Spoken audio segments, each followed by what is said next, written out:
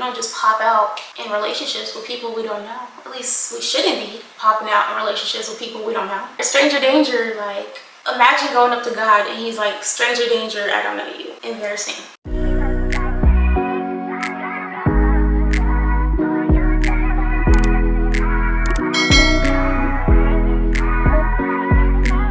Hey guys, welcome to my channel. My name is Destiny, and if you've seen my face before and you haven't subscribed yet, then baby, what is you doing? Subscribe. I just really want to sit down and have a conversation. Nothing too crazy, you feel me? I really just want to talk about intimacy with God. Personally, I've literally been even praying like, Lord, like, help me increase my intimacy with you. Give me that hunger for your word. Give me that hunger and desire to get into prayer. I am flesh. I would be lying if I told y'all that I actually wake up and look forward to prayer every morning. I'd be lying if I said I enjoyed reading the word all the time. Sometimes I'm tired. Sometimes I went to sleep too late and I don't feel like waking up to pray. By default, our flesh is going to clash with anything that has to do with God. So I just recently got back from Thailand, and Thailand is 95% Buddhist. They literally have altars everywhere in front of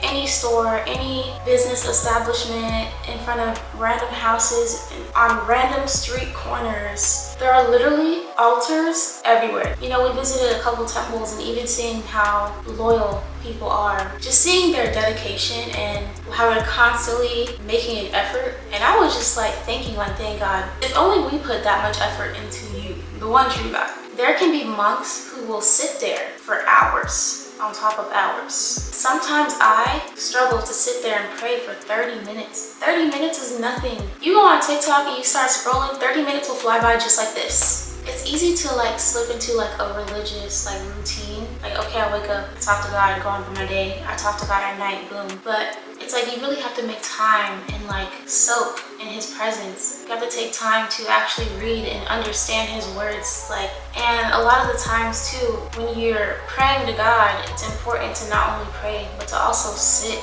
and listen. And he may not give you a response all the time, but even just leaving that space for him to speak, because a lot of believers, they feel like, oh, I don't hear from God, God doesn't talk to me. It's just more of like, are we killing our flesh, quieting down our thoughts, and making room for God to speak? Are we actually slowing down? Because I know like life's crazy and there's like thousands of things running through my mind all the time, but just having that moment and sitting down and being like, God, I'm only here for you. Bump all that other stuff, bump all my anxieties, whatever. I'm casting them all to you, but I just want to focus on you, only you in this moment. And I just want you to speak to me. Those moments are like the best moments. And I feel like sometimes, you know, life gets busy and we kind of lose track of like what it means to have true intimacy with God. And I don't know why, but that scripture, Matthew 7:21 through 23, New King James Version says, "Not everyone who says to me, Lord, Lord, shall enter the kingdom of heaven, but he who does the will of my Father in heaven.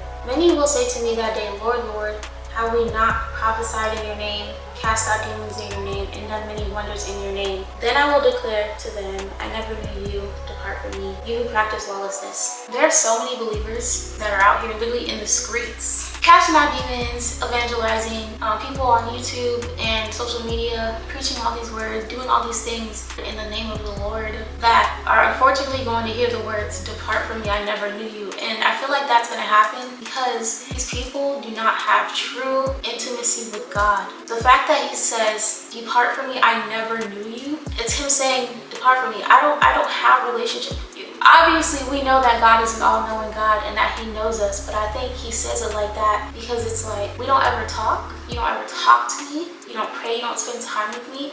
How can you get to know someone if you don't spend time with them? It's just like us in our personal relationships, in our personal lives. We cannot actually build genuine, long-lasting relationships if we are not spending time and getting to know people. Personally, I'm a quality time girly. If I'm not spending time with you, it's really going to be hard for me to like build a connection and actually want to like talk to you and hang out with you. I feel like that goes for anybody. We don't just pop out in relationships with people we don't know. At least we shouldn't be popping out in relationships with people we don't know. Stranger danger, like, imagine going up to God and he's like, stranger danger, I don't know you. Embarrassing. Sickening, actually. I want to bring up favorite scriptures, which is in John 15, where he talks about abiding in him.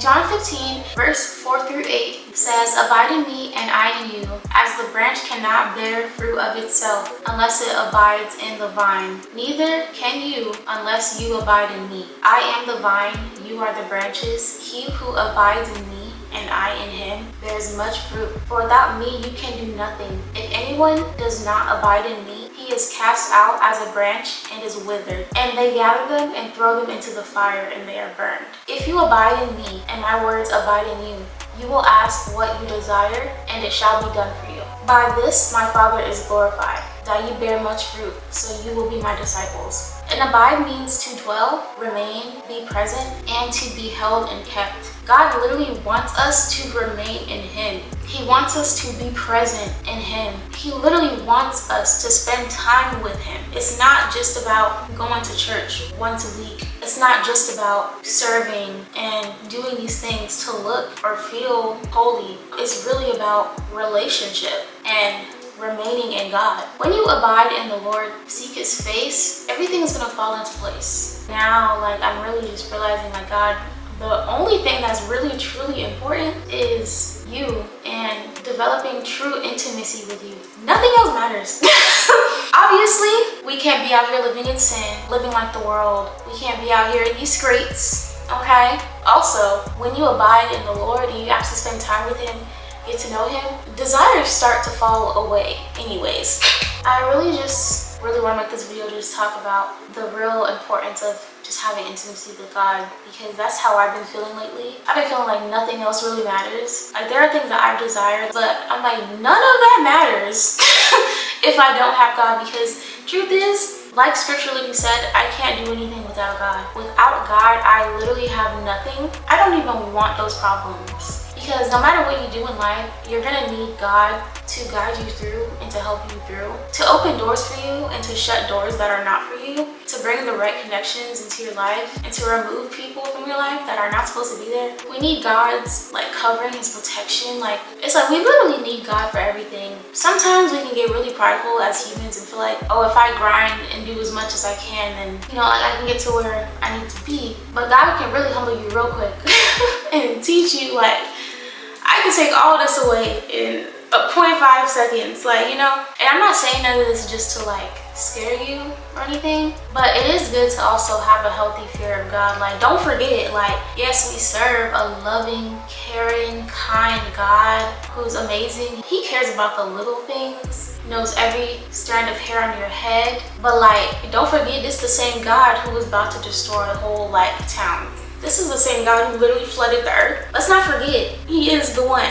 But I also want to talk about this book that I just started reading, because one of my prayers is to really just like increase and have deeper intimacy with God in a way that I've never had before. So I got this book by John Bevere called The Awe of God.